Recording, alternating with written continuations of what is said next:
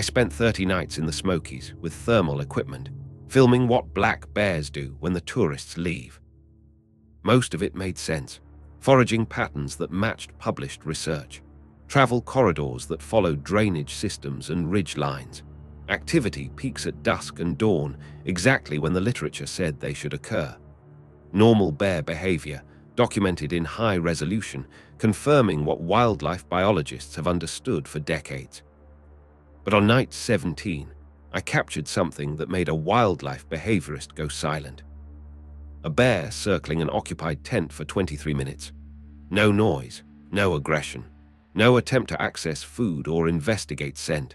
Just movement, slow, deliberate, counterclockwise, around a tent containing 2 sleeping hikers who never knew it was there. The bear paused 3 times during those 23 minutes. Each pause lasted between 45 seconds and 2 minutes. Each pause positioned the bear downwind, where it could gather maximum scent information while remaining undetectable. Then it left. No contact, no encounter, no incident. It simply completed its observation and disappeared into the forest. When I showed the footage to Dr. Sandra Whitmore, a wildlife behaviorist who has studied black bear populations for 27 years, she watched it twice without speaking. The third time, she slowed it frame by frame, tracking the bear's head orientation, its foot placement, its deliberate avoidance of dry leaves and fallen branches. "That's not foraging behavior," she finally said. "What is it?" She didn't answer immediately. She rewound the footage to a specific moment, minute 14, when the bear paused at the tent's southeast corner and held position for nearly 2 minutes, its head tracking slowly across the tent's silhouette. "I don't know," she admitted. "I can tell you what it's not. It's not predatory. The approach would be different. It's not defensive. There's no perceived threat. It's not exploratory in the normal sense, because exploratory behavior involves investigation, contact, manipulation of objects. This is assessment. This is an animal systematically gathering information about something it has no intention of engaging. Yet. Bears don't do that. At least, bears aren't supposed to do that." I showed the same footage to Marcus Briggs, a SEAL I served with for 8 years. He watched it once and knew exactly what he was looking at. "That's reconnaissance," he said. "Classic pattern. Establish perimeter, identify entry points, assess target activity levels, withdraw without detection. That bear is running a surveillance operation on those hikers. Bears don't conduct surveillance. That bear does." The scientist couldn't explain it. The operator recognized it immediately. And the Cherokee elder I met on week 4 of the project, a man named Walter Standing Crow who had lived near the park boundary his entire 83 years, he could explain it. But what he said made everything worse. "Some animals watch before they act," he told me. "They've always been here. They learn patience. They learn to wait. They learn that the 2-legged ones are dangerous when aware but helpless when sleeping. Your cameras are showing you what we've known for generations. The bears are changing, or maybe they're changing back. Either way, you should be careful what you film in the dark. Some things don't like being watched while they're watching." Travis Langford spent 14 years in Navy Special Operations before transitioning to wildlife research. The transition wasn't as strange as it might sound. The skills that made him effective as an operator, patience, observation, pattern recognition, the ability to remain undetected while tracking targets, translated directly to field biology. After 4 combat deployments and 3 years of training other operators, Langford wanted work that didn't require him to point a weapon at human beings. Animals, he discovered, were harder to track than people. "Humans are predictable," Langford explained in an interview from 2023. "They follow paths, they seek shelter, they make noise, they leave evidence everywhere they go. A trained operator can track a human through almost any environment. Animals are different. They've evolved to avoid detection. They don't follow human logic about movement and concealment. They perceive threats we can't see and respond to stimuli we can't detect. Tracking them requires learning entirely new patterns. Bears are particularly challenging. They're intelligent, adaptable, and surprisingly stealthy for their size. A 300-pound black bear can move through dense forest without making a sound. I've seen them do it. I've filmed them doing it. Langford's interest in the Smokies began with a statistical anomaly he noticed while reviewing National Park Service data. The Great Smoky Mountains National Park is the most visited national park in the United States. Over 12 million visitors annually. It's also home to approximately 1,600 black bears, one of the densest populations in North America. The ratio of bears to visitors should, theoretically, produce significant numbers of dangerous encounters. It doesn't. The incident rate is surprisingly low, Langford observed. Given the population density on both sides, human and bear, you'd expect more conflicts, but serious incidents are rare. Attacks are even rarer. The bears seem to have adapted to human presence in ways that minimize confrontation. At first, I thought that was good news. Bears learning to avoid humans, reducing conflict, coexisting peacefully. But the more data I examined, the more questions I had. The questions centered on a specific pattern in the incident reports. Minor encounters, bears approaching campsites, entering parking areas, investigating vehicles, had increased steadily over the past 2 decades. The bears were getting bolder, more comfortable with human proximity, less responsive to deterrence techniques that had worked in previous generations. But serious incidents, attacks, injuries, situations requiring aggressive bear response remained flat or declined during the same period. That's counterintuitive, Langford explained. If animals are becoming more habituated to humans, you'd expect the full spectrum of interactions to increase proportionally. More close encounters should mean more conflicts. More conflicts should mean more attacks. Instead, you have bears that are increasingly comfortable approaching humans, but increasingly unlikely to attack them. That pattern suggests something is changing in how the bears evaluate human targets. They're getting closer, but they're getting more selective about when they actually engage. The question is, what are they selecting for? Langford designed his observation project to answer that question. The methodology was simple in concept, demanding in execution. Spend 30 consecutive nights in the backcountry of Great Smoky Mountains National Park, using thermal imaging equipment to document black bear activity during hours when human presence was minimal. The thermal cameras were military-grade, the same technology Langford had used to identify hostile targets in Afghanistan and Iraq. They could detect heat signatures through vegetation, track movement in complete darkness, and record activity at distances exceeding 500 meters. The equipment matters, Langford said. Consumer-grade thermal is limited, low resolution, short range, poor sensitivity. What I was using could distinguish individual animals, track their movement patterns, and document behavior in conditions where traditional observation would be impossible.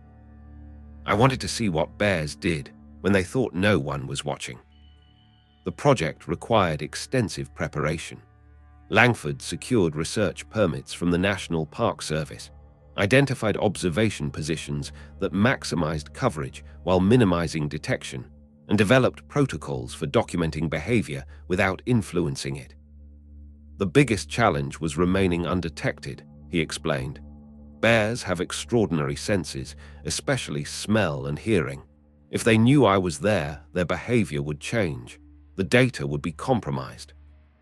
I used techniques from my SEAL training, controlling scent, minimizing movement, selecting positions based on wind patterns and terrain. I became very good at being invisible. What I saw during those 30 nights changed everything I thought I understood about these animals. The first 16 nights produced footage that any wildlife biologist would recognize. Bears foraging in berry thickets, bears following creek beds to water sources, bears investigating trash cans at picnic areas, testing vehicle doors in parking lots, approaching cabins where food odors escaped through windows. normal behavior, predictable patterns, nothing that would surprise anyone familiar with black bear ecology. Then came night 17. The footage that made Dr. Whitmore go silent was captured at a backcountry campsite in the Cataloochee Valley, a remote area popular with serious hikers, but far from the crowds that congregated in more accessible locations. A single tent occupied the site. 2 hikers inside, asleep by 10 p.m., their food properly stored in a bare canister suspended from a tree branch 50 feet away. They had followed every protocol, done everything right. The bear appeared at 1:47 a.m. It approached from the northeast, moving along a ridge that provided cover until it reached the edge of the campsite clearing. There it paused, not briefly, as might be expected from an animal assessing a new environment, but for nearly 4 minutes, just standing, watching. The initial pause was unusual but not unprecedented, Langford noted. Bears are cautious animals. They evaluate situations before committing to action. A 4-minute assessment isn't outside normal parameters. What happened next was outside normal param. Atters. The bear began circling the tent, not approaching it, circling it, maintaining a consistent distance of approximately 15 feet, moving counterclockwise, stepping with deliberate care that avoided every noise-producing obstacle on the forest floor. I've tracked humans who couldn't move that quietly, Langford observed. This bear was placing each foot with precision, testing the ground before committing weight, adjusting its path to avoid dry leaves and fallen branches.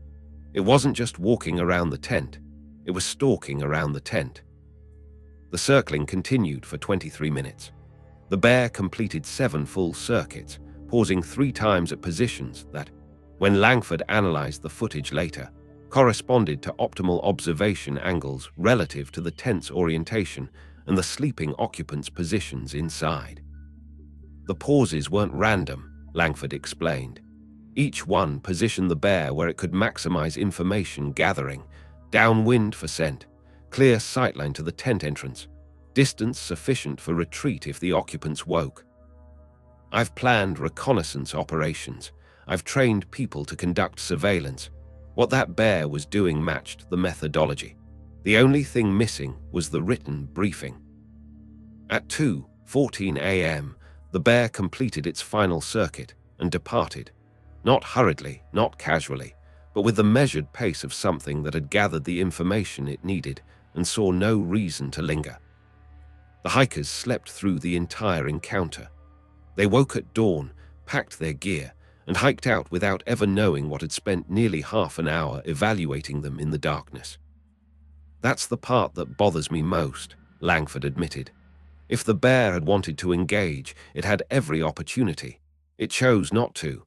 It gathered intelligence and withdrew. The question is, what was it saving that intelligence for?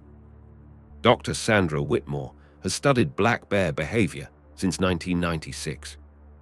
Her credentials are impeccable. Doctorate from Cornell, field research across 6 states, over 40 peer-reviewed publications on ursid ecology and behavior. If anyone could explain what Langford captured on night 17, it should be her.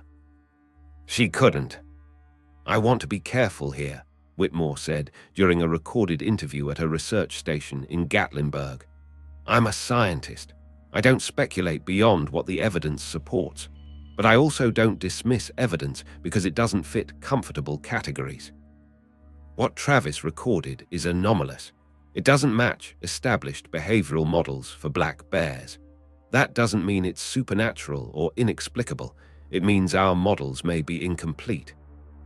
Whitmore walked through the footage frame by frame, annotating specific behaviors and comparing them to documented patterns in the literature. Standard exploratory behavior involves investigation, she explained. An animal encountering something novel will approach, sniff, touch, manipulate. It's gathering information through direct interaction.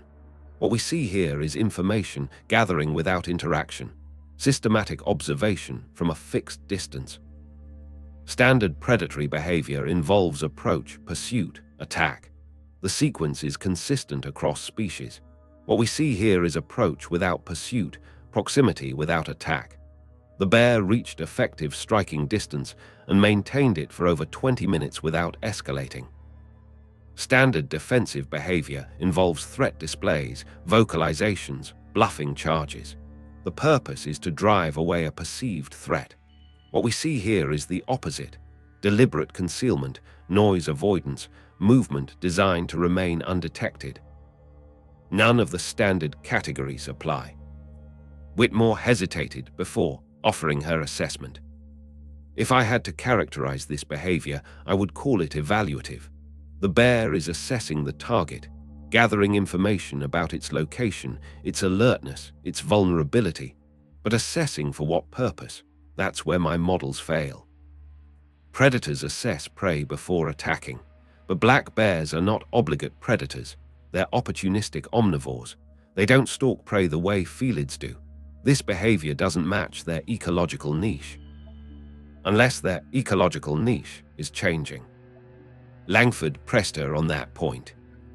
What would cause a behavioral shift like this? Whitmore considered the question carefully. The Smokies population has been protected for nearly a century.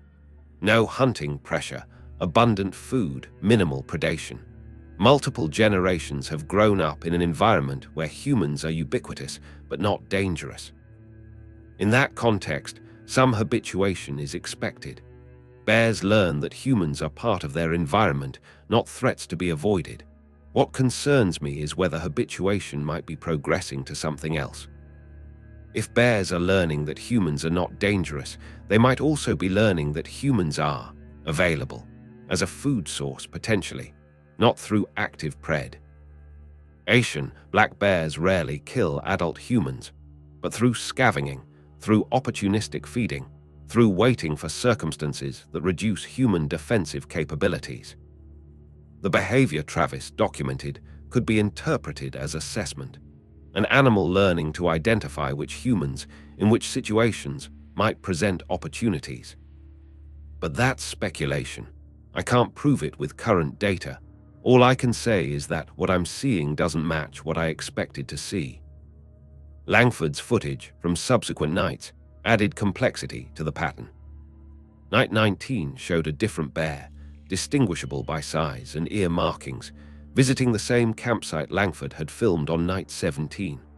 The site was unoccupied, the previous hikers long gone. The bear investigated the area for approximately 8 minutes, sniffing the ground where the tent had stood, circling the tree where the food canister had hung. It was checking up, Langford observed, seeing if the targets it had observed or heard about from other bears were still present. That implies memory, communication, or both.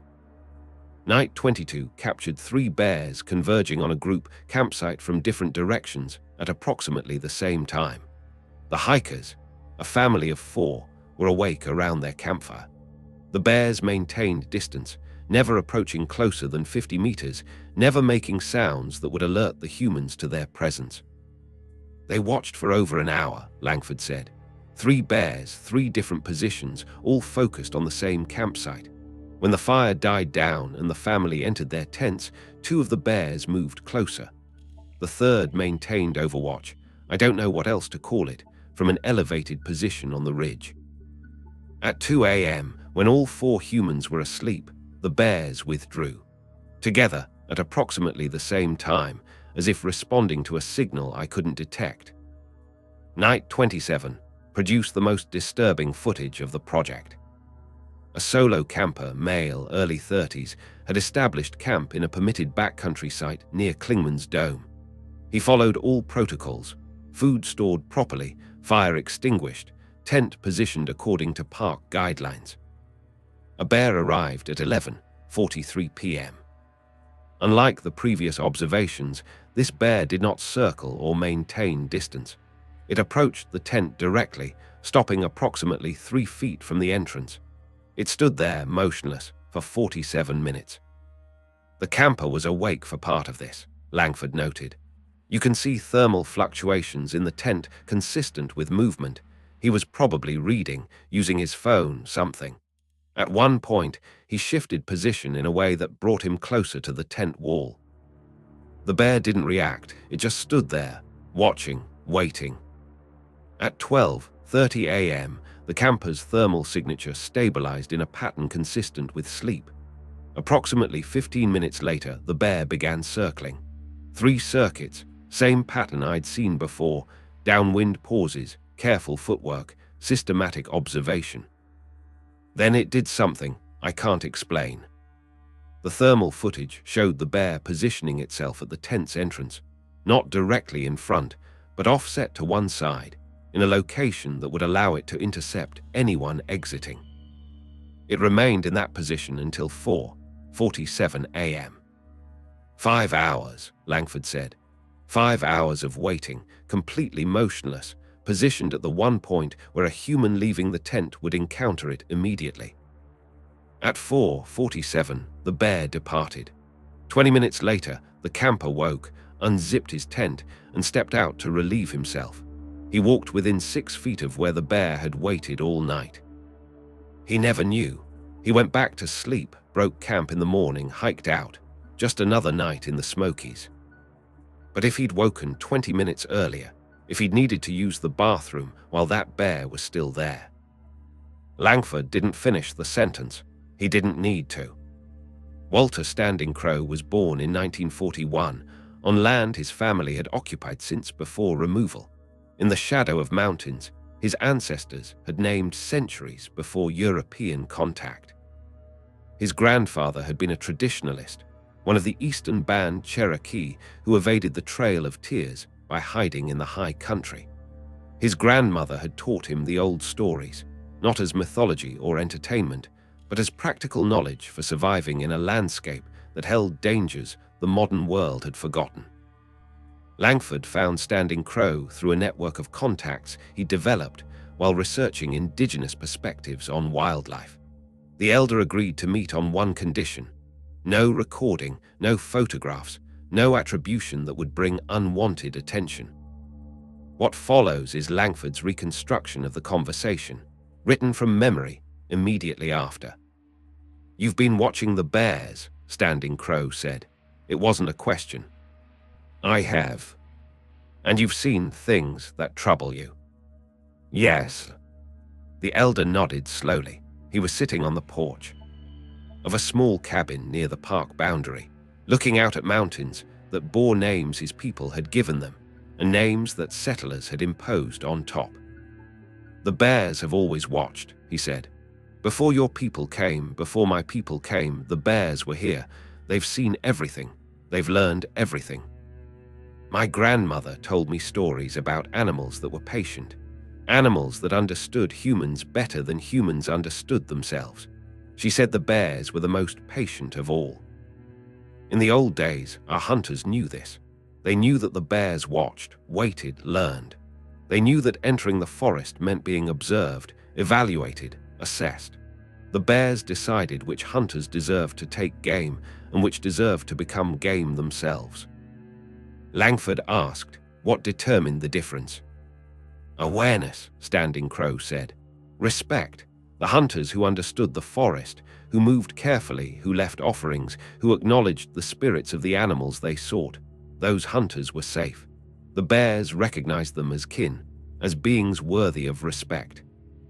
But the hunters who stumbled through the forest, who killed carelessly, who took more than they needed and gave nothing back, those hunters attracted attention. The bears watched them, learned their patterns, identified their weaknesses. And sometimes, those hunters didn't return." Langford pressed for specifics. How did the bears learn patterns? What kind of weaknesses did they identify? Standing Crow's answer was uncomfortable. "Your cameras show bears circling tents, watching sleeping humans, waiting at trail exits. You think this is new behavior, something that needs explaining. It's not new, it's old, very old. The bears have always done this. Your technology is simply allowing you to see what was always there. For generations, my people knew to be careful in the forest after dark. Not because we feared the bears. Fear is the wrong response. Because we respected them. Because we understood that the relationship between humans and bears is not what your science describes. Your science says bears are animals, creatures of instinct, beings that react rather than plan. My grandmother said bears are teachers. They watch us to learn who we are. They test us to learn what we are capable of. And sometimes they remove the ones who fail the tests. Not out of malice, out of balance. The forest has its own order. Bears are part of how that order is maintained. Langford asked directly, was Standing Crow saying the bears were deliberately hunting humans? The elder shook his head. Hunting is the wrong word. Hunting is about hunger, about need. What the bears do is different. They assess, they wait, they identify. And when the time is right, when a human is vulnerable enough, isolated enough, unaware enough, they take what the forest allows them to take. It doesn't happen often, perhaps once a generation, perhaps less, but it happens. It has always happened. Your park service calls them accidents, falls, disappearances, exposure deaths where the body is found with unexplained wounds. They have categories for everything, categories that explain nothing. The bears know what happened. They remember. They learn from each other. They pass down knowledge, just as my grandmother passed knowledge to me. And now they're changing, because humans are changing. What did Standing Crow mean by changing? In the old days, humans in the forest were aware. They understood the risks. They moved carefully. They respected what they could not see. Now, humans walk through the forest staring at devices. They make noise. They leave food. They camp in places that were never meant for camping. They have forgotten that the forest is not a park. The bears see this. They understand what it means. Humans who are unaware are humans who are vulnerable, and vulnerable humans attract attention. Your cameras are documenting the beginning of something, not an ending, a beginning. The bears are learning that modern humans are easier to assess, easier to approach, easier to. He trailed off. Easier to what? That is not my story to tell. You have the cameras, you're gathering the data. Eventually, you'll have your answer. But I will give you this advice. When you're in the forest, act like you know you're being watched, because you are, you always have been. And something is always deciding whether you deserve to walk out. After 30 nights in the field, Travis Langford returned to civilization with over 400 hours of thermal footage and more questions than answers. The footage documented 147 distinct bear observations across the project period. Most showed behavior consistent with published research: foraging, traveling, investigating food sources. Standard bear activity that any wildlife biologist would recognize.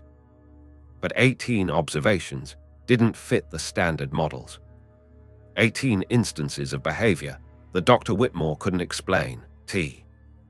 Hat-matched patterns Langford had been trained to recognize as tactical, that aligned with warnings from an elder whose ancestors had lived with these animals for millennia. 18 data points that suggested something was changing in the Smokies. Langford needed context. The footage showed what bears were doing now. Understanding what it meant required knowing what they'd been doing before, whether the patterns he'd captured were genuinely new or simply newly documented. He started with the National Park Service Incident Database. The Great Smoky Mountains maintains detailed records of human-bear encounters dating back to the 1930s. Every reported sighting, every campsite intrusion, every vehicle break-in, every injury, all documented, categorized, archived. 90 years of data on how bears and humans had interacted in this specific landscape. The records were publicly available through FOIA requests. Langford obtained complete files from 1990 to 2023, over 14,000 individual incident reports covering 33 years of human-bear contact. The initial analysis confirmed what park officials publicly stated. Serious incidents were declining, minor encounters were increasing, and overall the relationship between bears and visitors was becoming more predictable and manageable. But when Langford sorted the data differently, looking not at incident types, but at incident timing, a pattern emerged that nobody had publicized. "I organized the encounters by hour of occurrence," Langford explained. "Standard bear activity peaks at dawn and dusk, what biologists call crepuscular patterns. You'd expect most incidents to cluster in those windows. What I found was different. Minor incidents, bears in parking lots, approaching picnic areas, investigating vehicles, those followed the expected crepuscular pattern. Peaks at 6:08 a.m. and 6:08 p.m., minimal activity during midday and overnight.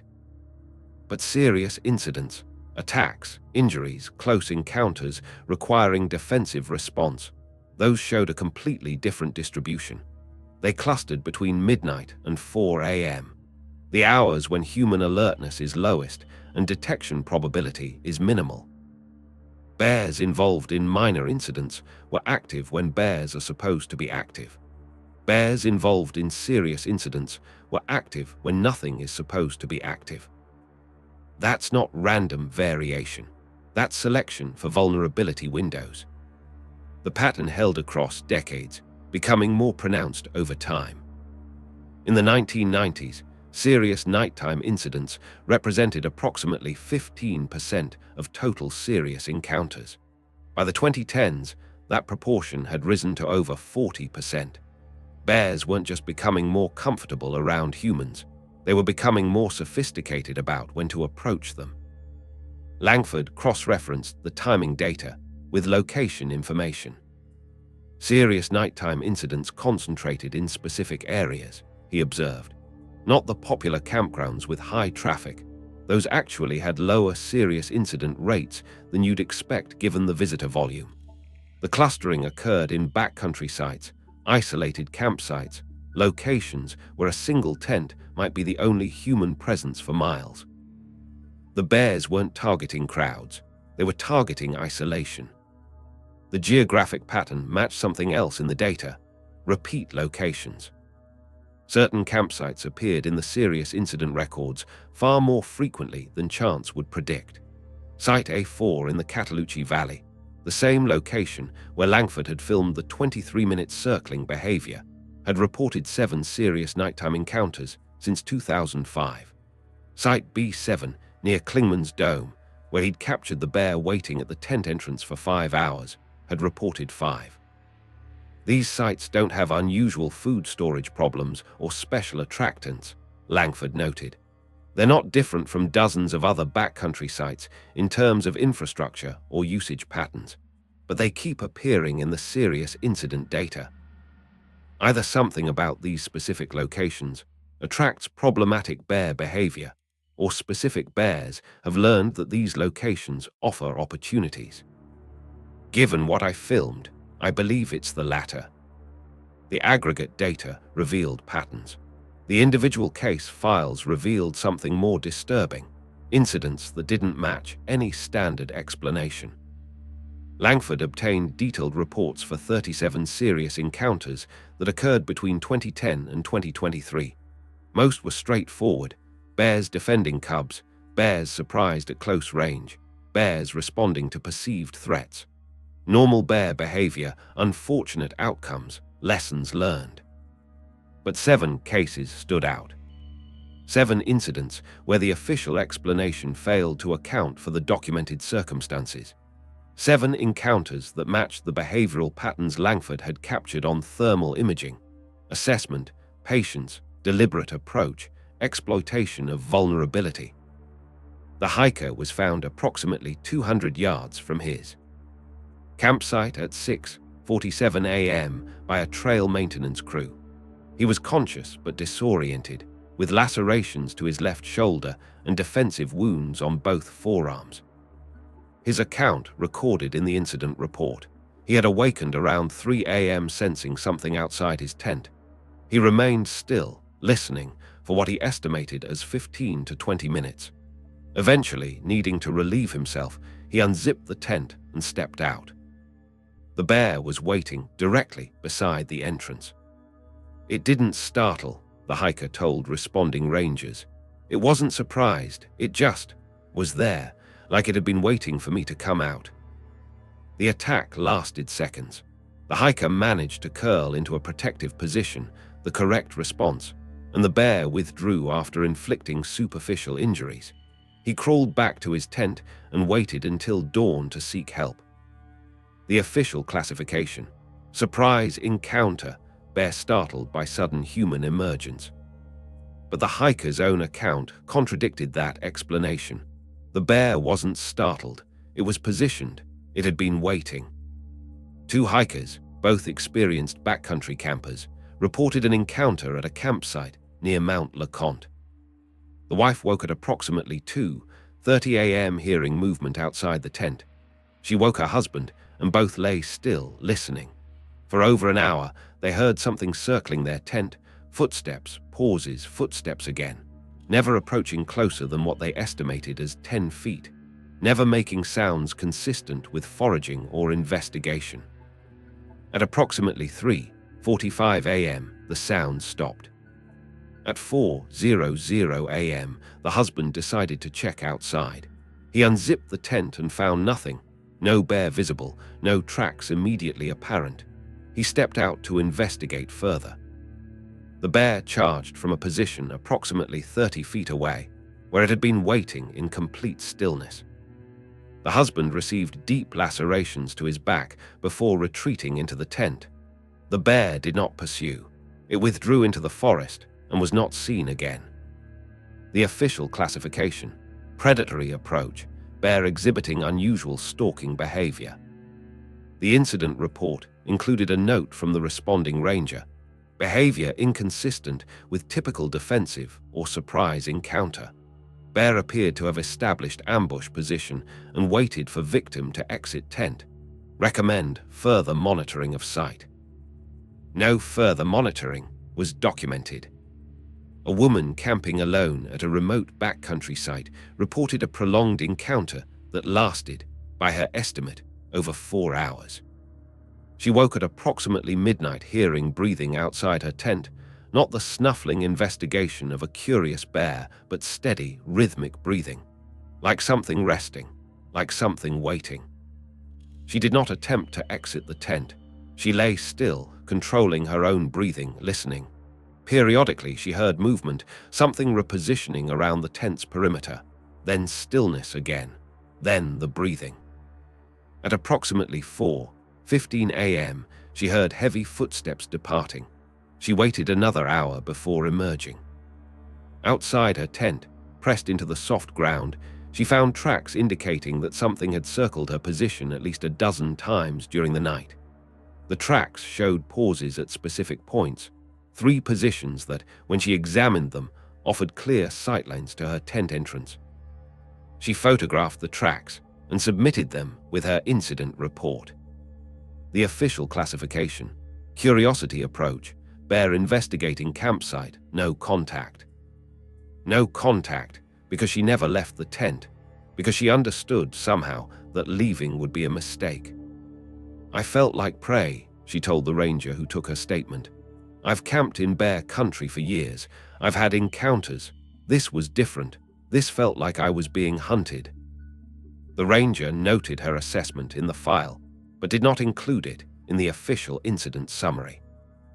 Langford found similar patterns in the remaining 4 cases: bears waiting at tent entrances, bears holding positions for extended periods, bears approaching with deliberate stealth rather than casual investigation.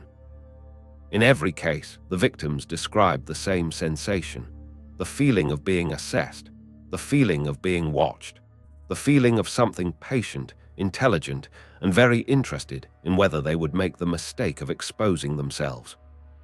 "These aren't random encounters," Langford observed. "They're operations. The bears are running operations on human targets, using techniques I would recognize from my military training. Establish surveillance position, monitor target activity, identify vulnerability windows, position for engagement, wait for opportunity. That's not instinct, that's methodology, and methodology requires learning. Something taught these bears how to do this, or they figured it out themselves. I don't know which possibility is more disturbing." Dr. Patricia Yamamoto, had been studying black bear cognition for 19 years. Her work focused on problem-solving abilities, memory formation, and social learning in bear populations across the southeast. She'd published extensively on how bears learn to access human food sources, how they transmitted that knowledge to offspring, and how management strategies could disrupt learning pathways. When Langford contacted her in early 2024 with his thermal footage and incident analysis, she agreed to review the material, not because she believed his conclusions, but because she wanted to demonstrate how his interpretation was flawed. She couldn't demonstrate that.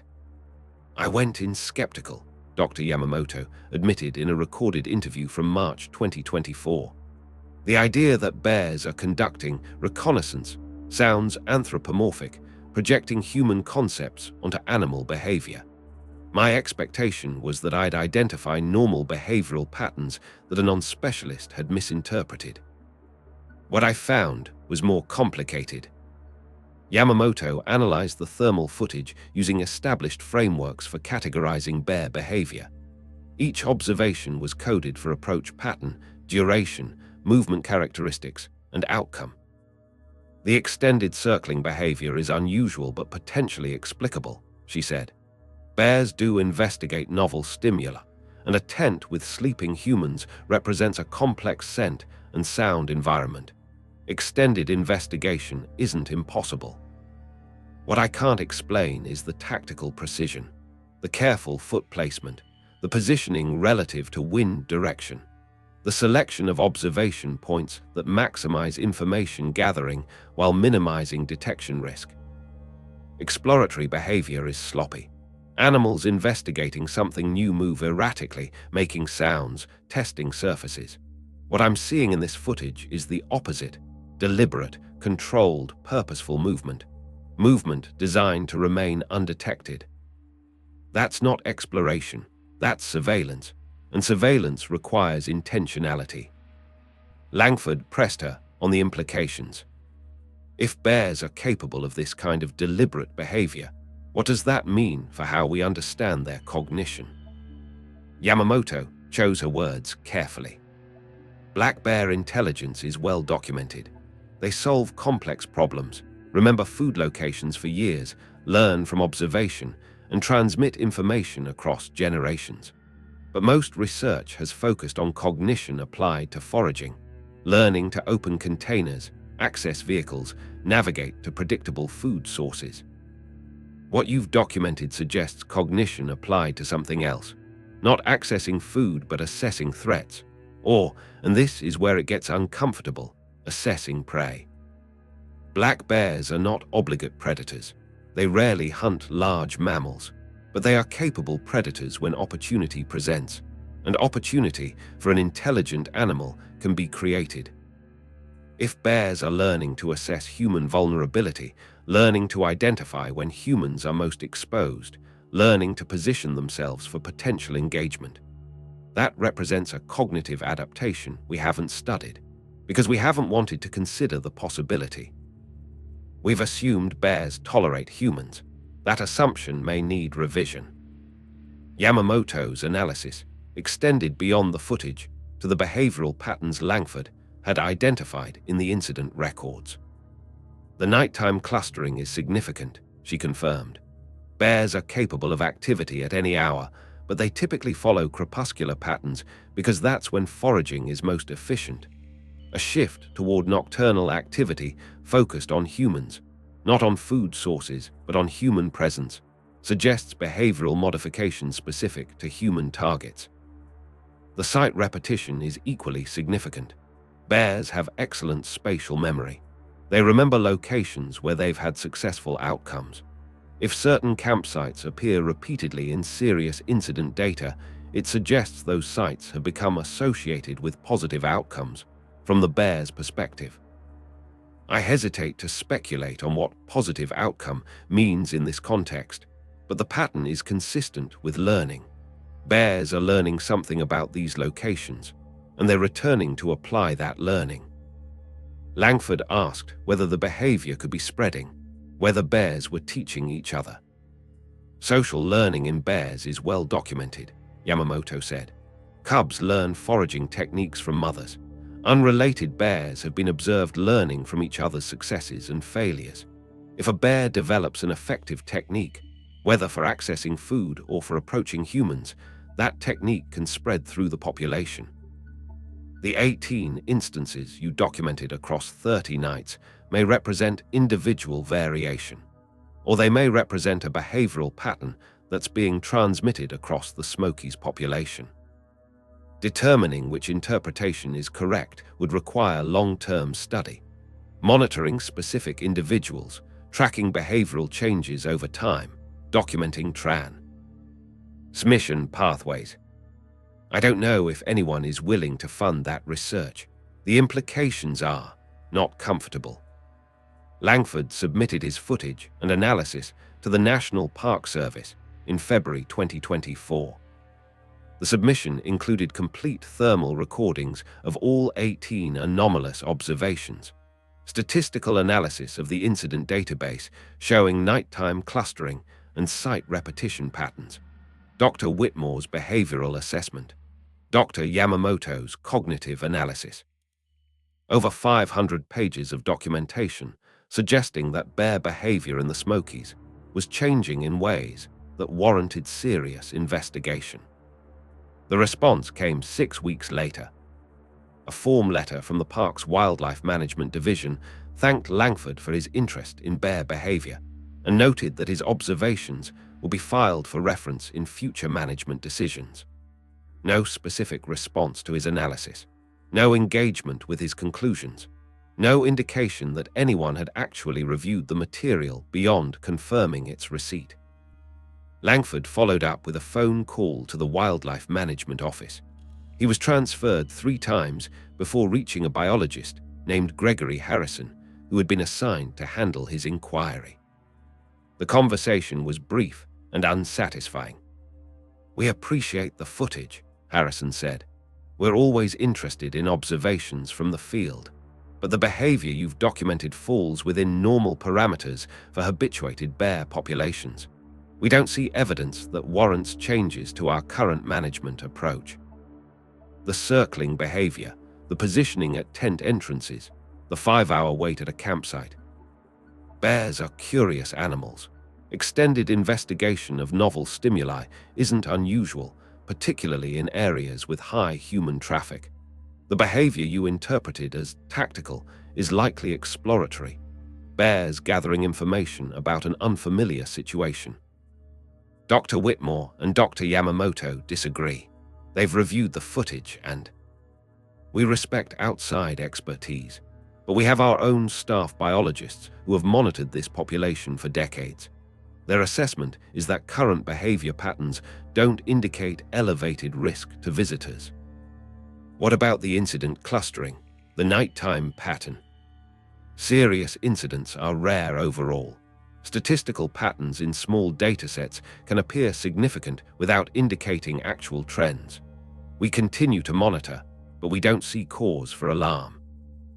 And the site repetition, the same locations appearing again and again in serious encounter data. Some sites have features that attract bears, water sources, mast crops, travel corridor intersections. Repeat incidents at specific locations typically reflect environmental factors rather than behavioral patterns. But those sites don't have unusual environmental factors. I checked. They're identical to dozens of other sites that don't appear in the data. There was a pause on the line. "Mr. Langford, we appreciate your service and your interest in wildlife conservation. But the Park Service has managed this bear population successfully for nearly a century. Visitor safety is our priority, and we don't see evidence that our current approach is inadequate. If you'd like to continue your observations, you're welcome to apply for research permits through standard channels. Otherwise, we consider this matter addressed." The call ended. Langford wasn't surprised by the response. He'd worked with government bureaucracies long enough to recognize institutional defensiveness, the reflexive protection of established narratives, the resistance to information that might complicate comfortable assumptions. But the dismissal bothered him for a specific reason. They didn't engage with the data, he observed. They didn't challenge my methodology, didn't offer alternative interpretations, didn't explain why my analysis was wrong. They just asserted that current management was adequate and moved on. That's not science, that's politics, and politics in wildlife management gets people hurt. He reached out to rangers and staff who might speak more candidly off record. Most declined. A few agreed to talk on condition of anonymity.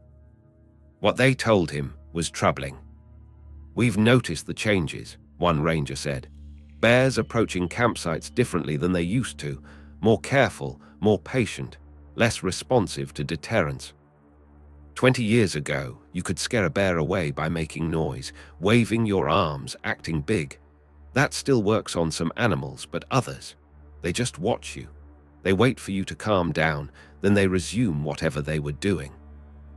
It's like they've learned that the display is just a display, that humans rarely follow through with actual threats." "The nighttime activity is real," another staff member confirmed. "We've had multiple reports of bears approaching tents after midnight, holding positions for extended periods, withdrawing before dawn. It doesn't match what we learned in training." And we reported up the chain, we're told it's anecdotal. That without systematic observation, we can't confirm behavioral changes. But nobody's funding systematic observation. Nobody wants to document what the data might show. "There was a meeting about 2 years ago," a third source revealed. "Internal discussion about whether bear behavior in the park was shifting in ways that required management response. The Wildlife Division brought data, not as detailed as what you've collected, but concerning. The meeting concluded that changing the public messaging would cause more problems than it solved. Visitors might overreact, carry weapons illegally, harm bears unnecessarily. The decision was to maintain current protocols and monitor privately." Monitor privately means nobody documents anything that might contradict the official position. If a ranger notices unusual behavior, it goes in their personal notes, not in the official record. The data stays clean. Clean data means clean decisions, even if the clean data doesn't reflect reality. Travis Langford spent 18 months investigating black bear behavior in the Great Smoky Mountains. He documented patterns that didn't match published science. He identified statistical anomalies that contradicted official narratives. He gathered testimony from indigenous knowledge keepers, wildlife biologists, and park staff that converged on an uncomfortable conclusion. Something is changing in the Smokies. The bears are learning. Not just learning to access human food, that's been documented for decades. Learning to assess human vulnerability. Learning to identify when humans are most exposed, least alert, least capable of responding to approach. Learning to position themselves for opportunities that may or may not involve engagement. Learning to watch before they act. "I don't claim to know what this means," Langford said in his final recorded interview conducted before he released his findings publicly. "I can describe what I observed. I can present data that others can verify or challenge. I can offer interpretations based on my training and experience. But the ultimate question, whether these behavioral changes represent increased risk to park visitors, I can't answer definitively. The data suggests concern. The Park Service suggests comfort. The truth is probably somewhere in between. What I do know is this: the animals I filmed were not behaving the way our models predict. They were doing something more deliberate, more patient, more purposeful.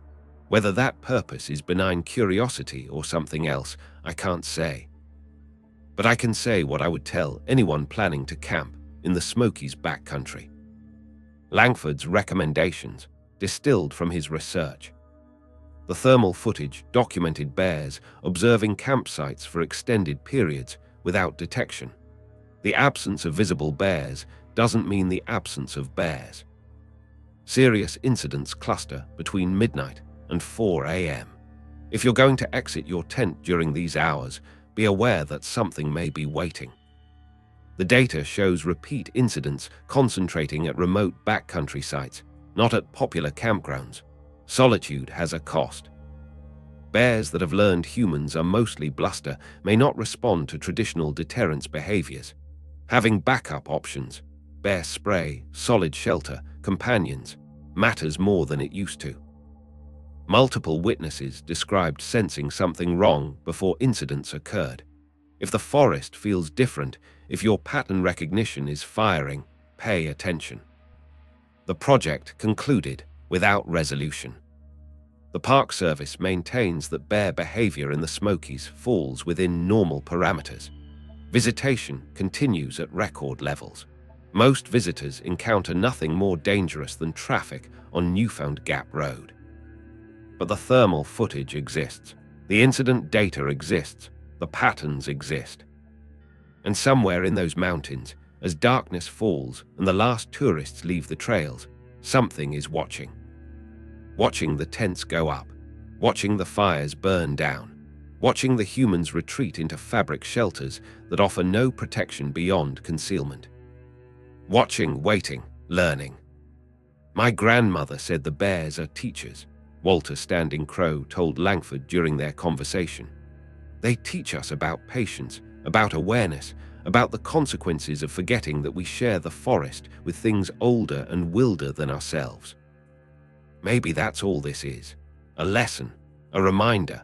The bears adjusting the relationship, making humans remember that coexistence requires respect.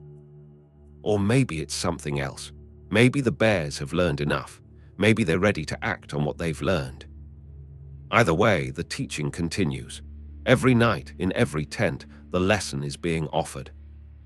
The only question is whether we're paying attention. The footage Travis Langford captured remains available for analysis. The incident data remains publicly accessible through FOIA requests. The patterns he identified can be verified or challenged by anyone willing to examine the evidence.